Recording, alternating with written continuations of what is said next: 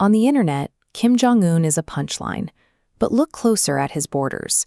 People are willing to sprint through a hail of military gunfire in the dead of winter, kicking up dirt as they run, knowing they will likely die.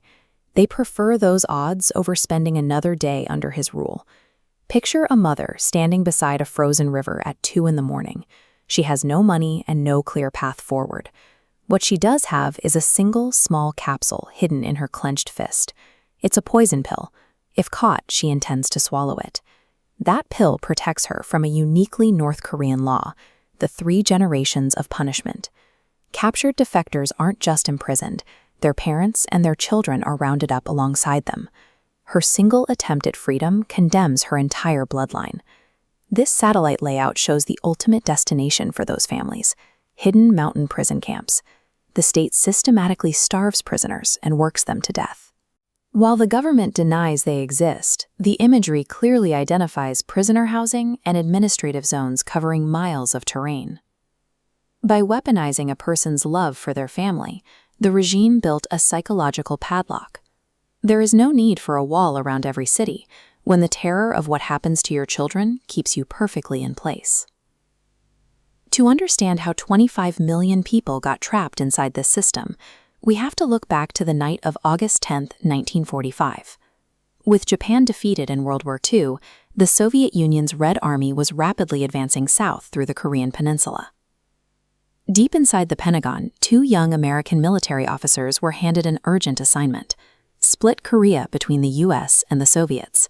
They had exactly 30 minutes to do it. Having little knowledge of the region's geography, they unrolled a map, grabbed a pencil, and drew a straight line across the 38th parallel. This historical marker shows the casual nature of that division, a simple military line that would eventually harden into an impenetrable wall. Look at North Korea's position on a map today. To reach freedom, a citizen must choose between 4 directions: the land border to the south, the open oceans to the east and west, or the high mountains and rivers to the north. Over the last 80 years, that 30-minute pencil line evolved into a 360-degree cage. Every exit has been systematically fortified with its own specific brand of lethal technology, making the country the largest open-air prison on Earth. Heading south is the most direct path to citizenship.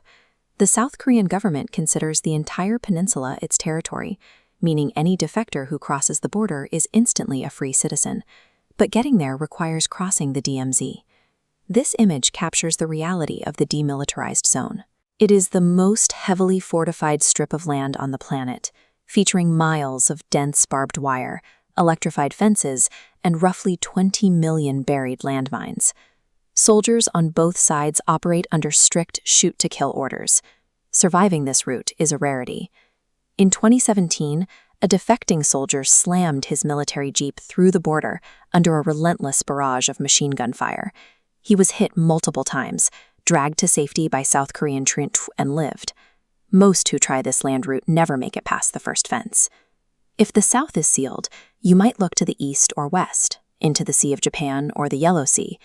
However, the state maintains a strict ban on ordinary citizens owning or operating private boats, effectively removing the ocean as a viable escape. Desperation leads to extreme measures. In 2016, a government official tried to float to freedom using a motorcycle inner tube.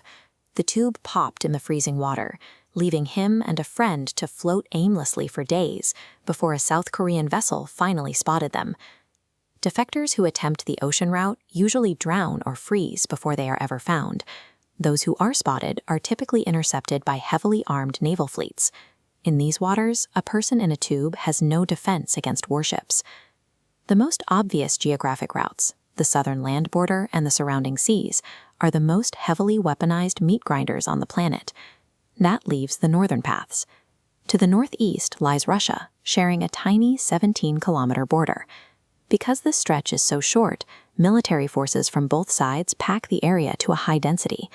Even if you dodge the bullets and step onto Russian soil, you face an immediate deportation policy. Russian authorities typically round up defectors and hand them back to North Korean guards at the border. This wide view of the Sino-Korean Friendship Bridge establishes the final, most attempted route, the 1,352-kilometer border with China. Crossing the Yalu or Tumen rivers is the beginning of the most dangerous journey a person can take. Surviving the freezing river crossing puts defectors directly into a geopolitical snare. Chinese authorities actively hunt down North Koreans, detaining them in specialized centers before forcibly deporting them to face execution or the prison camps. To stay hidden, defectors must rely on underground brokers. These smugglers move people thousands of miles through China and the jungles of Southeast Asia to reach sympathetic nations like Mongolia or Thailand. This chart highlights the impossible economics of escape. In 2007, a broker cost $2,000. By 2021, that fee spiked past $21,000. When the average citizen earns just $3 a month, freedom carries a financial ransom no ordinary person can pay. Escaping North Korea has transformed from a test of physical endurance into a multinational maze requiring an impossible amount of capital. Since 2020, Kim Jong-un has tightened the perimeter with hundreds of kilometers of new walls and modern high-security fencing. These surveillance poles now house signal jammers that block all outside cellular communication, severing the last links defectors had to the world. The regime has backed this hardware with new, draconian laws. Consuming smuggled foreign media now results in a decade of hard labor. Smuggling that media into the country is a capital offense, punishable by immediate execution. Reaching safe soil offers no guarantee of survival. The regime's Secret Service continues to hunt defectors even after they have secured foreign citizenship and started new lives. In 2002, a woman successfully defected to South Korea and built a life there. 2 years later, she traveled to the Chinese border for her honeymoon, intending to film a documentary about the route she had taken to freedom. She was targeted by North Korean secret agents and kidnapped in broad daylight. She was smuggled back across the border and sent to a prison camp, where she was eventually tortured to death. North Korea is a meticulously engineered geopolitical black hole. It leverages technology and terror to lock 25 million people in place, with a lethal reach that extends far beyond its own physical borders.